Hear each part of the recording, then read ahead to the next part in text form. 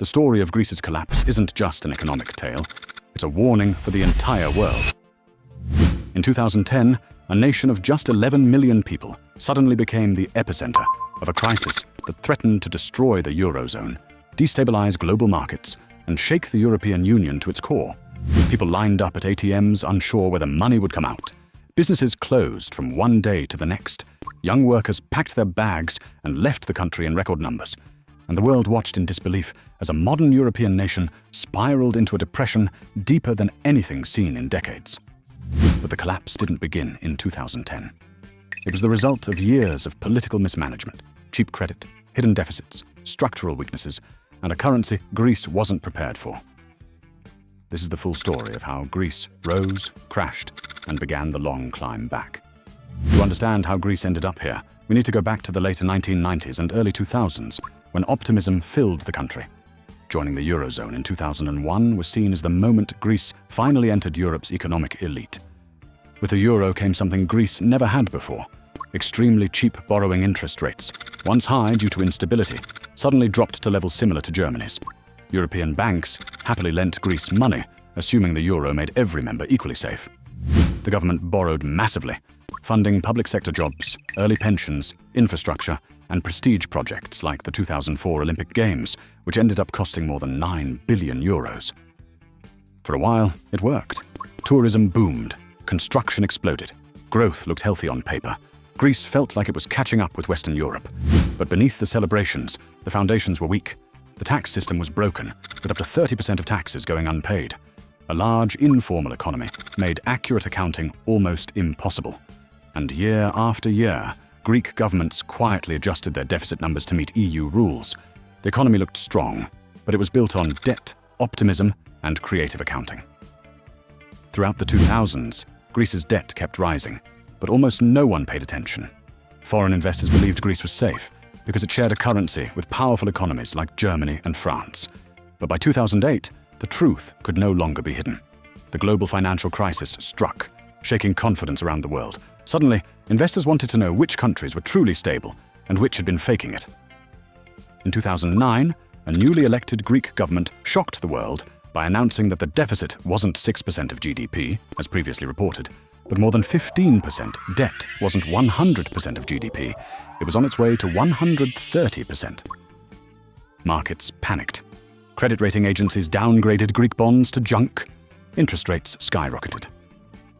Within months, Greece was effectively bankrupt.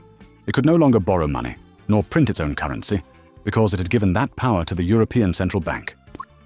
Greece was trapped in a crisis of its own making, but with no tools left to escape. By 2010, Greece's economic decline accelerated into a full-scale collapse. The economy shrank by 25%, a contraction worse than the Great Depression. Unemployment soared to 27%, while youth unemployment hit a staggering 60%. Tens of thousands of businesses shut down. Families lost homes. Middle-class households slipped into poverty almost overnight. The government introduced harsh austerity measures, deep salary cuts, tax increases, pension reductions, and layoffs across the public sector. Hospitals lacked supplies. Schools cut programs. Entire communities were left without support. Streets filled with protests and riots. Athens became a symbol of anger and frustration as clashes with police erupted. Shops burned, and people questioned whether democracy itself was failing them.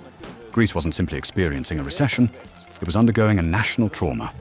To prevent Greece from collapsing entirely, and to protect the euro, the European Union and the International Monetary Fund launched the largest rescue packages in history. Between 2010 and 2015, Greece received over 300 billion euros in bailout loans. But this money didn't go into schools, hospitals, or Greek citizens' pockets. Most of it went straight to paying off European banks that held Greek debt. In return, Greece was forced to implement some of the harshest austerity measures ever seen in a modern economy. The idea behind austerity was simple: cut spending now to fix the debt later. But in reality, these cuts deepened the recession. As the economy shrank further, tax revenues dropped, which made the debt problem even worse. Greece found itself caught in a vicious cycle. Austerity caused recession. Recession caused more debt. More debt caused more austerity. For many Greeks, it felt like endless punishment, with no sign of recovery in sight. The crisis didn't just destroy the economy. It shattered the political landscape.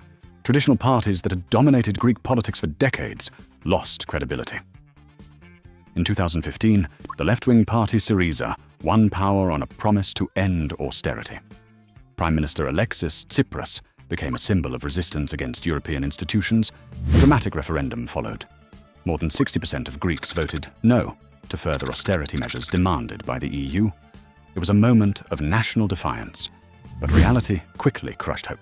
Facing the threat of total collapse and an exit from the euro, the government reversed course and agreed to a new bailout deal. Even stricter than before, banks imposed withdrawal limits of just €60 a day.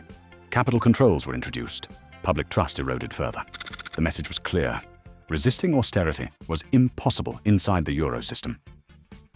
By the late 2000s, Greece slowly began to stabilize. Tourism surged, reaching record numbers year after year. Exports expanded. Reforms made the labor market more flexible. Foreign investors cautiously returned. In 2018, Greece officially exited its bailout program. Economists warned that the recovery was fragile, but it was real. Yet the scars of the crisis remain everywhere. Debt is still above 160% of GDP, one of the highest in the world. Wages are lower than before the crisis. Youth emigration hollowed out entire regions. Many families still rely on multiple part-time jobs just to get by. And despite improvements, Greece's economy continues to face structural challenges, from slow bureaucracy to a heavy reliance on tourism and services. But the country has shown something extraordinary: resilience. Against all odds, Greece avoided an economic collapse that could have taken the euro down with it. The Greek crisis wasn't just a Greek story, it was a global wake-up call.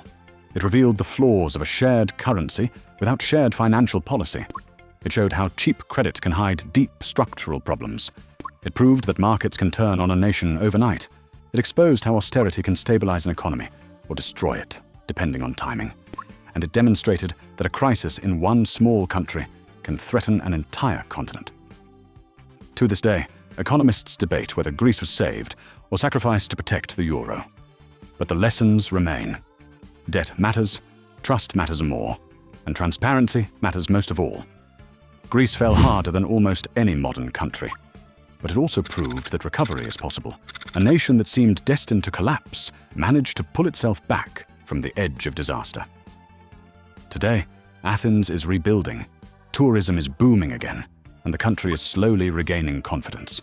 But the question that lingers is powerful. Was Greece a unique tragedy, or the first warning of future crises waiting to erupt? What do you think?